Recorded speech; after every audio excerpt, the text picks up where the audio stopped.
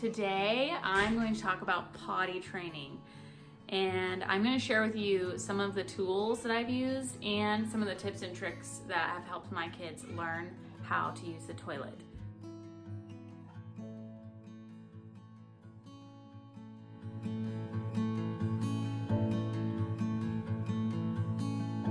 When it comes to the method, you might be going with the naked method, which is really popular. You just basically have your kid run around naked for at least 3 days-ish or longer if it takes them a little bit longer, and they figure it out pretty quickly because when they pee all over the place and they notice. So they start to recognize the feeling of when that's coming, and then they know when they're gonna go, and then pretty soon they can start getting to the toilet. So that is one method. And then I tend to use the underwear method, where it's a little bit more contained and a little bit easier to clean up, and they're also less exposed. So I put them in underwear and commit to it for at least 3 to 4 days. And if they start to get really emotional or really struggle, maybe take a break, but at least try and do 3 days. Be prepared to just maybe stay home,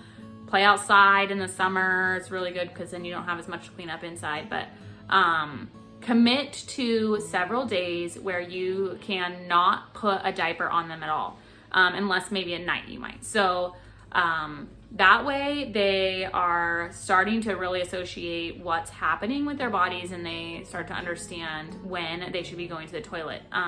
And the other thing is, you really want to stay positive. So even if they have an accident, you have to kind of like take a minute, because you want to go, oh no, but don't do it. Just stay calm and be like, oh, look, you peed, yay. Now let's try and get the peas in the toilet, or whatever you're gonna do. So the other thing is the timer. So with 2 of my kids, the timer worked pretty well. I just set a timer for every 15 minutes.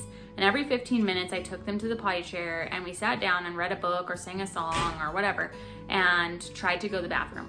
And if they went, I would set my timer for maybe 30 minutes. But again, they're in underwear, or if you're doing the naked method, they're completely naked, but you just have this timer set so that you remember to take them to the bathroom. This worked really well for my boys. It actually made my daughter a little bit anxious, and so I actually stopped doing the timer method and then just asked her every once in a while, do you need to go potty? Do you want to try and go potty? And that worked better for her because she was kind of feeling like she was disappointing us if she didn't go. And so that timer method, she actually started to get really kind of stressed with the timer. So I gave up on the timer, and you're just gonna have to know your kid and figure out what works for them and for you too. So I would definitely try the timer method at first, because it'll help you to remember to take your kid to the toilet. The other tip for boys is use Cheerios or something that you can throw in the toilet and they'll float, and you can tell them to shoot the Cheerios. Now this only works if they're tall enough or on a stool or something to shoot the Cheerios. And you may want to start the whole shoot the Cheerios thing, or shoot a tree, or shoot the leaves outside, because their aim won't be that great and they're still figuring it out. So that just makes it really fun for boys. My boys really loved being able to go outside and basically squirt the trees or whatever. And that was fun for them, and it made potty training actually really easy with my boys. The underwear that I use aren't just your flimsy normal pair of underwear. I do get, and I can put a link to these in the description on Amazon. I just got them on Amazon, but they have kind of an absorbent layer inside, and they're just potty training underwear that make a little bit less of a mess and hold everything in just a little bit better. They do leak out of this, and they do definitely feel uncomfortable when they're wet and they notice. So that is kind of the goal, is for them to notice when they pee, where a diaper is going to absorb everything and they don't really notice. They're really used to that. So I do use these. I start out with these so that I don't have to clean up as much, and they have a little bit more privacy than just running around naked. If you buy these ones on Amazon, they do come with a little lining that holds most of the water and stuff in even more. And you might want to use that, but I honestly don't even use it, mostly because I don't like washing it or doing extra work. So this makes it a little bit harder for them to pull their underwear down on their own as well, but you can use one of these and they still feel uncomfortable and they still notice when they pee, but it's not gonna go like all over the floor. One of the things that's really tempting, and I've actually struggled with my latest kid, is pull-ups. So I had never purchased pull-ups with my first two kids, and they potty train much faster.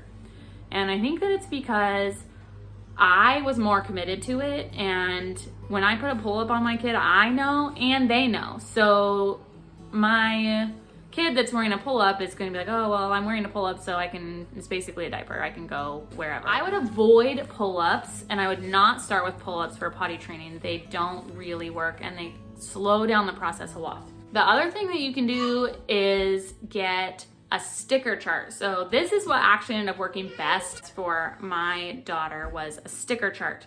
So we got her a sticker chart that she got to put a sticker on a little circle, and when she filled out the whole chart, she got a prize. Usually when you think of potty training, you think of the little potty seat. So I have used both the potty seat and the cover or seat that goes over your actual toilet seat. So this is our little potty seat, right? The potty seat. So this one I usually start with. The pros of using the potty seat is your child can sit on it themselves if they are independent enough to do that. And you can also take it with you. So we have put this in the back of our van and brought it with us on trips to baseball games, trips to the park, places where you might not have a bathroom, or maybe your kid is like horrified of the public bathroom, and so you have your handy dandy potty chair in the back of your minivan, and your kid can just sit in the back of your minivan, or you can set it out wherever you are and have your kid use the toilet there. So pros of the potty seat: your kid can sit on it themselves, and they can also have their own little potty chair wherever you go. Negative to the potty chair is it's kind of gross to clean out. You have this bucket, and if they poop in it or pee in it, then you have to wash it out. So that is sometimes why parents will go with the seat that goes right on your seat. So I do have one of those as well, and once my kids start to be more comfortable telling me when they need to go, or if I know for sure that they're going number 2, then I might stick them on the toilet and have them go on the potty seat. This you can take with you, but then you have to have a toilet to put it on, or maybe a bucket, I don't know. Okay, this is the part that is really fun for me. All the little tips and tricks for potty training. So I already kind of shared some tips and tricks with the potty seat, putting a potty seat in the back of your vehicle and taking it with you, putting a bag around the bucket in your potty seat to catch number 2.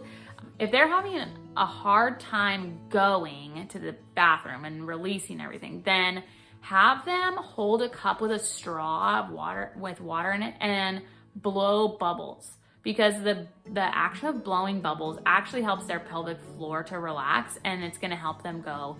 And that actually worked really well for one of my kids that was struggling to go.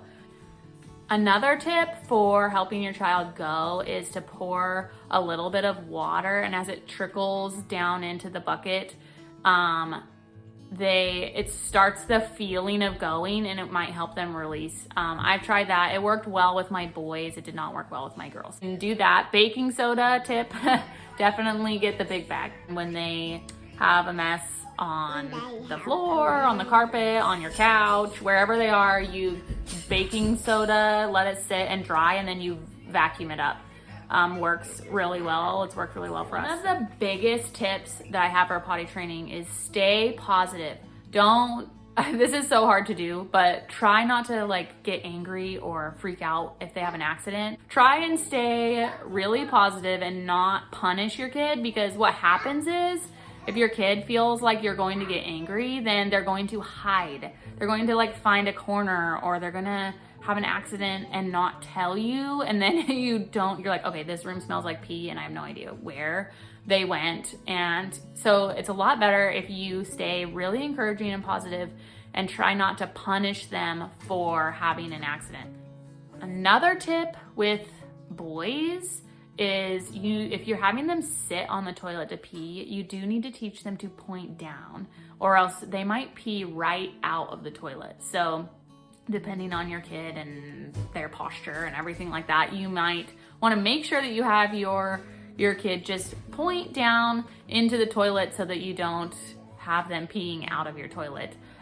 Definitely happened to me a few times. Even like sometimes it's really close and they'll pee through between the seat and the toilet where it sits, there's a little gap, and I've definitely had a son pee through that gap and right like into their pants, right? So make sure you teach your sons if they're sitting down to pee to point down. Good luck potty training your little one. Leave any tips that you have in the comments. I'm sure I would love to use them on my next kid, because I have one more to potty train at least, and I'm sure it'll be helpful for anyone else that is watching this video. Thank you.